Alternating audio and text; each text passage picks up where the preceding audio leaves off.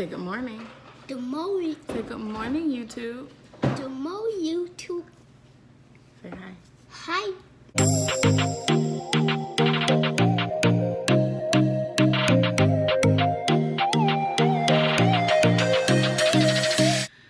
Good morning, YouTube. So, this morning in this particular episode of the Voice of a Homeschooling Mom, I wanted to specifically talk about different teaching styles. So, as a homeschooling mom or the teacher, I've learned that each one of my children have different learning styles. And, I have to be able to adapt to be able to teach each one of them differently, well, according to the way that they learn. So today we're going to work with my 13-year-old. He is in the 8th grade, and his learning style is really, really hands-on. So he likes to be hands-on, he likes to be involved, he likes for you to sit with him in more so like of a classroom setting. So at home, I do really have to work with him on keeping him engaged, on keeping him focused, but I have to devote more time to him because of his attention span is real short. So today we're going to work with him.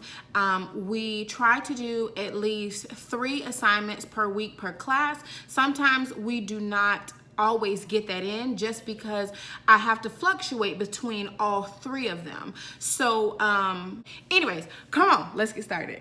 Okay, so then good, let's go to number 4. All right, I'm sick of this because I can see. I'm real sick of this because I see well. Don't you try me, Sammy. I'm not the one today. I told you I can see it. I didn't do that. I'm going to send you to your room because I told you that I could see it. You can't send me to my room. I can't send you to your room. I'm the mama. Down me then. I can see it. So you... There you go. Yeah, she's not going to do it. When they give you that form, 1.2 times 10 to the 4th, what are they asking you to do? To write it out in exponential form, right? Because they want you to see the whole number so that you can tell them which number is the biggest, correct? Yes. Okay, so you go ahead and on your paper, you need enough, no, you got enough room. On your paper, you write it out in exponential form, each one of those, and I'm gonna write it on mine.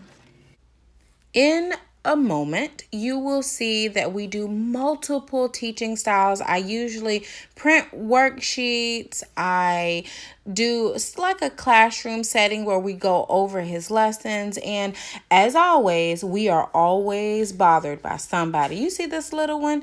He want to lick my arm. He want my attention. And we just keep working. Why? I'm a G.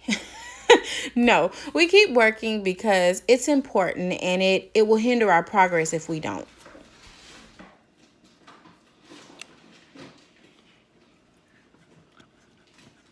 Where's your decimal place? Right here. You didn't put it in your number. Oh. I can barely see my number. I know you can.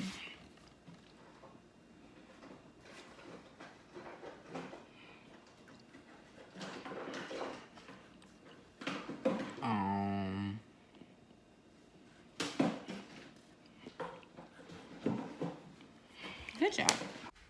Here you see we're using worksheets. Worksheets will help him get just a little bit more practice, and sometimes I feel like he needs that extra practice to ensure that he's understanding the concept of what's being taught. All right, so while Sammy is working on his worksheet, which I printed out for him, I am going to do a little bit of dishes because we got dishes. And then I'm also going to do a little bit of multitasking and get dinner done.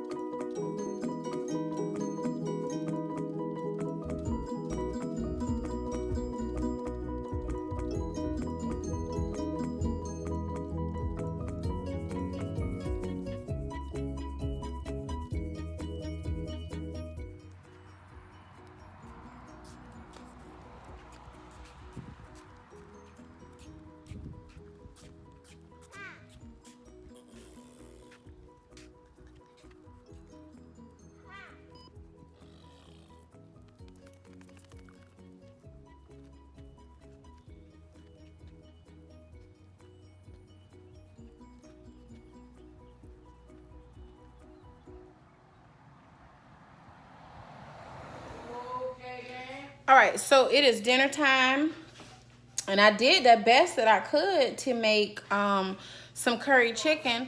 I don't know how to do it, but I had some chicken and I had some curry powder and some other stuff, and I figured I would try it.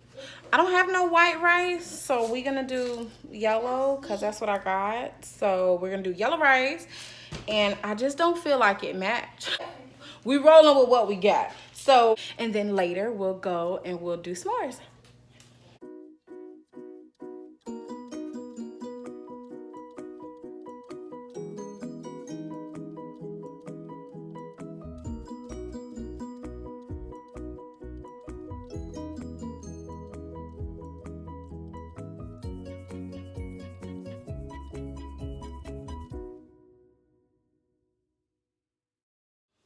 Okay, so while I don't have any kids, I figured this would be the perfect time to have a little chit chat.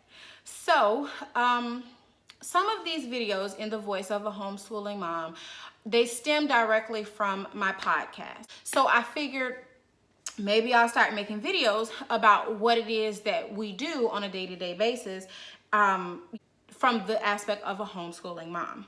So the first child that I started homeschooling, he is now 13, and I started homeschooling him because he was having such a difficult time in school.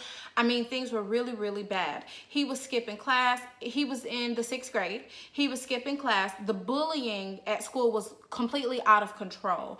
There was nobody really doing anything. Like someone hit him in the head with a lock. Like they put a lock in a sock and hit him in the head.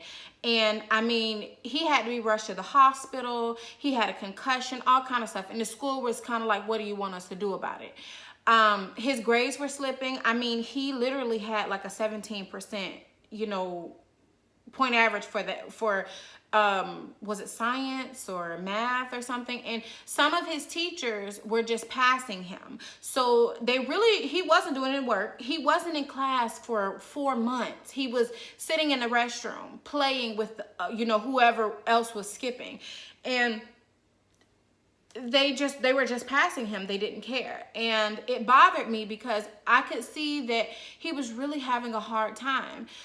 He threatened to commit suicide. He didn't tell me. He told his sister, and his sister was kind of scared. She's 11 at the time. So she was scared that her brother was going to die. And so she came to me and she told me, and he started I took him to counseling. He received therapy, and things were just not working. So I was really nervous to pull him out of school. For me, I'd always went to public school. I've never heard about homeschooling, didn't know what it was, and I was scared. Yes, I went to college. Yes, I've gotten more than one degree, but my degrees are in healthcare, and I thought that I wasn't equipped to be a homeschooling parent. Also, how would I spend time homeschooling him if I needed to work?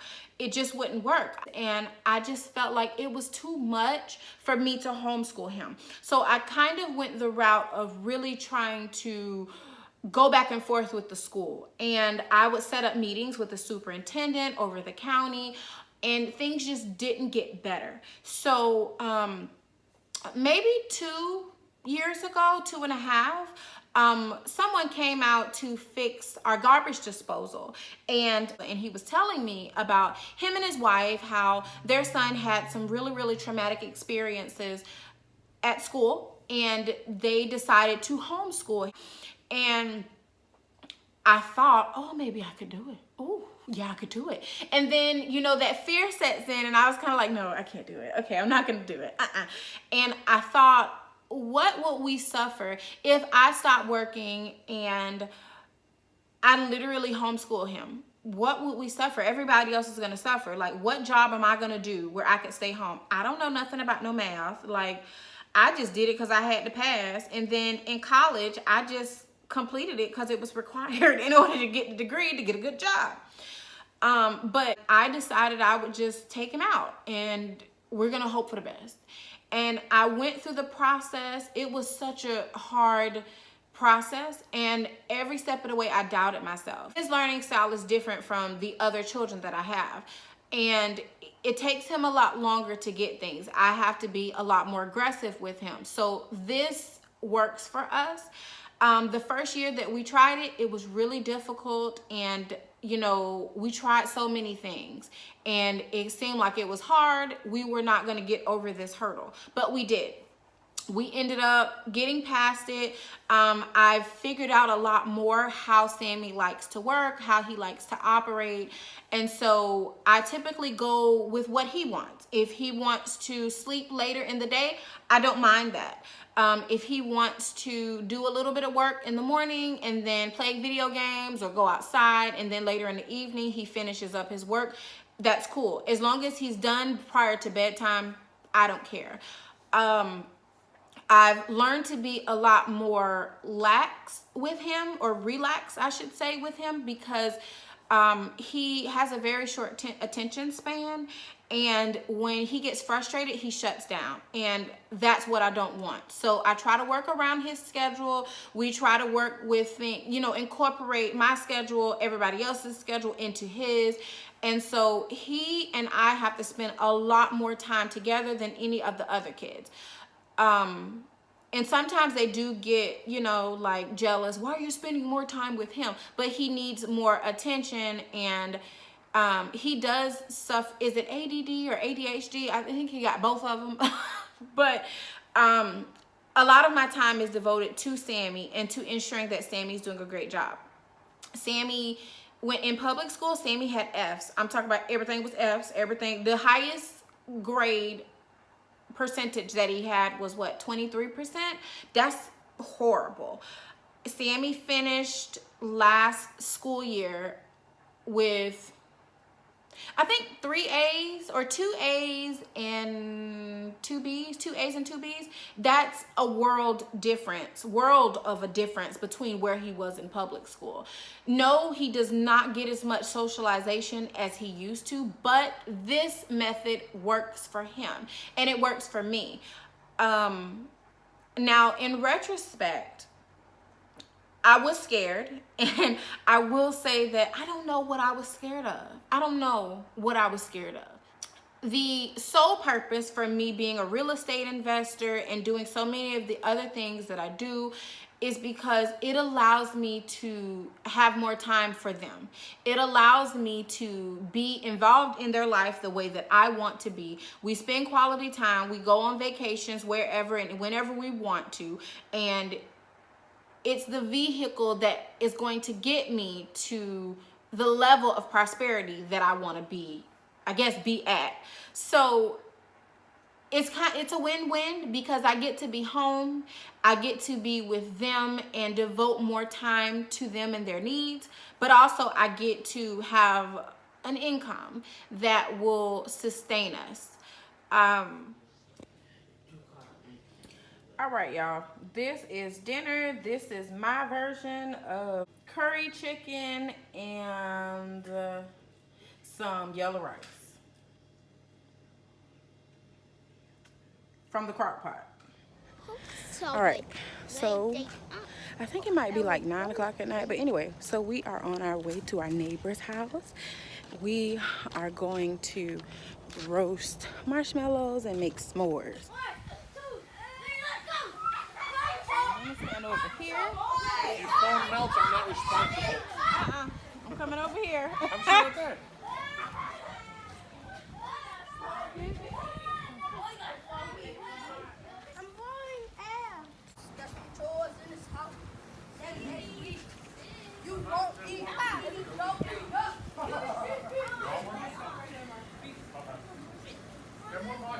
Oh, mama, marshmallows we got. Oh, look at that.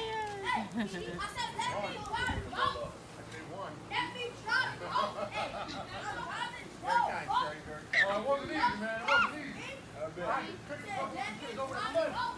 Look how nice.